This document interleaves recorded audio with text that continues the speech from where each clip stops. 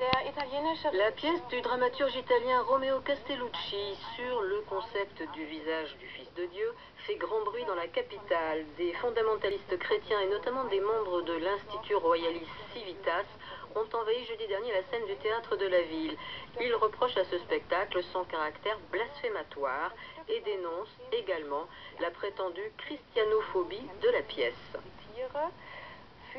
Ils ont ensuite été délogés par la police. Les détails avec Frédéric Cantu.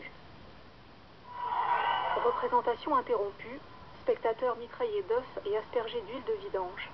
Après s'être vu débouté de sa demande d'interdiction de la pièce de Romeo Castellucci, la Griffe, Alliance Générale contre le racisme et pour le respect de l'identité française et chrétienne, n'a pas voulu en rester là. Rejointe par d'autres groupes religieux et d'extrême droite, elle tente depuis plusieurs jours d'empêcher le spectacle. Le droit de manifester est un droit commun.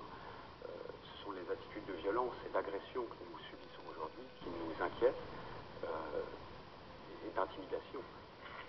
Sur le concept du visage du Fils de Dieu, met en scène la déchéance physique d'un vieil homme et les gestes d'amour de son fils pour soulager sa souffrance, sous le regard d'un immense portrait du Christ peint par Antonello de Messine. Le spectacle a déjà été joué dans plusieurs pays d'Europe sans soulever aucune violence. Il s'agit d'une menace à la vie démocratique en France qui est posée. C'est un sujet qui dépasse des questions esthétiques ou artistiques, mais qui sont de l'ordre de la censure.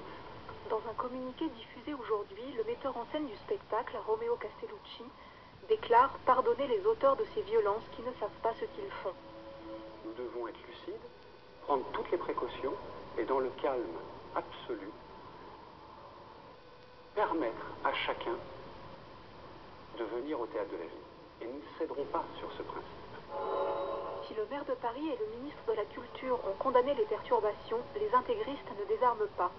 Face à l'intolérance, la défense de la liberté d'expression est plus que jamais la responsabilité de tous, au-delà des seules institutions culturelles. Polémique